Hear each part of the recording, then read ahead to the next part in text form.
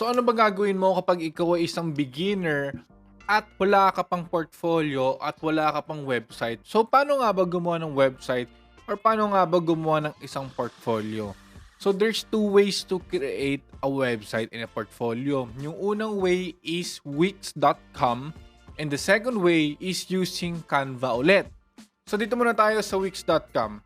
Pagpunta ka sa Wix.com, you need to create your own account and creating account is free at creating a website is free. So pumunta kayo dito, pag gumawa na kayo ng create a website, isilagay nyo portfolio. Next, ano bang website name mo? Let's say Franklin Portfolio. Next, anong goals ng website na to? Offer services. Next, meron bang gusto nyo bang maglagay ng chat, online storm, forms, Instagram feed? Ano ba meron gusto nyo? So, ang ilalagay ko is video. Wala ng chat. Group booking events, blog, pricing plans, table reservation, brainstorm. Okay na yung video. Dahil gagawa ako ng for video editor. Have you created a website before? This is my first time. Just choose a template. So, dito, makikita nyo dito is marami mga template na pwede nyo gamitin. Example is, dun na tayo sa number 2, page 2. Is, ang gagamitin natin, is pwede natin to i-view.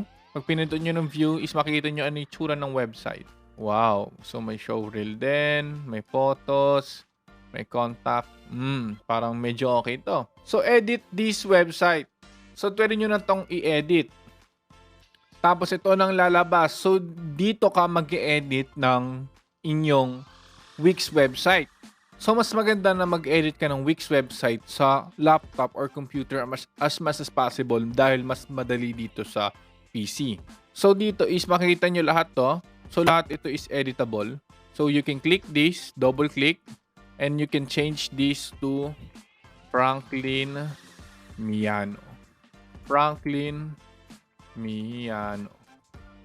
Actor, performer, model. Lagyan natin is marketer at editor.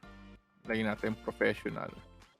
Palitan natin yung picture. Pwede natin i-change column. Pwede natin yan. Pinutin natin yung image. Pwede tayo mag-upload ng media. At pwede tayo mag-drag ng picture. Pag-drag na tayo. So, wait lang natin ma-upload. So, pag na-upload na, select nyo yan at change background. Kumakita nyo na change na. So, I'm a more of black and yellow. So, we can change this column background. Click this, change column, pass color, at gawin natin kulay black. At ito din, ibayin natin yung kanyang design. Gawin natin ganyan. So, paunti-unti, gumaganda na siya. About me. Ilalagay mo yung about me dito, yung section nyo na about me. So, ang about me na ang ilalagay ko dito is yung nilalagay ko rin doon sa aking email na medyo onting revision lang. So, ayan, pinaste ko na. At pwede mong i-select all at pwede mong siyang i-align sa gitna. At pwede natin ilagay magkakasama. So, pwede na siguro yan. Itong about me, gagawin natin kulay black. At yung showreel, pwede natin mag-upload. Pwede natin ilagay ng Frank's showreel. Pwede natin manage videos at i-upload mo yung video mo dito. Okay? So, ayun yung example nun pa mag-upload ka. So, you can upload your files up to 15 gigabytes of video. So, kapag na-upload mo dyan, lalabas na dito yon. Pas yung photos, pwede mo rin ibahin yan, and etc. Lahat yan, pwede mong palitan. Okay? So, let's say, tapos na tayo dito. So, we can preview this muna bago natin i-save. Pag pinindot nyo yung preview, is lalabas lang yung anong itsura. Wow, ito ang itsura. And if okay na, back to editor tayo. Kung may i-edit ka pa, or kung okay ka na, is pwede kang i-publish na.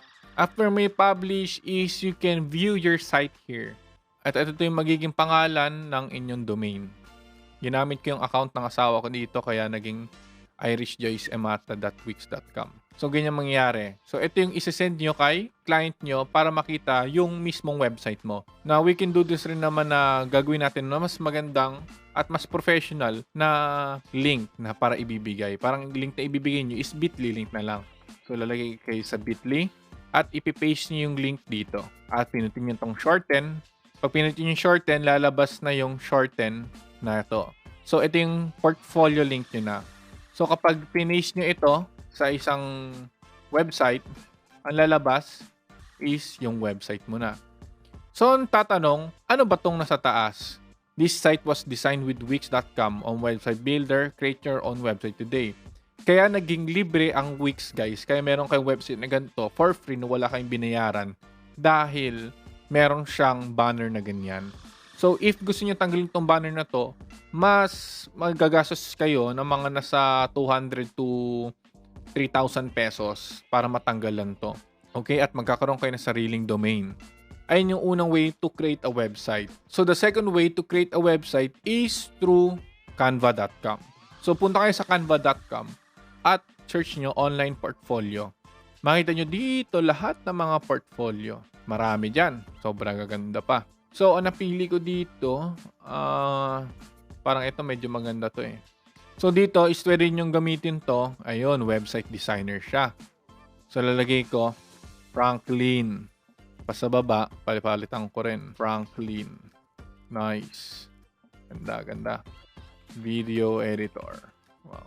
Or, lagay ko dito, creative and media editor. Masyado mahaba. So, bawasan natin. Yan, medyo okay na siya.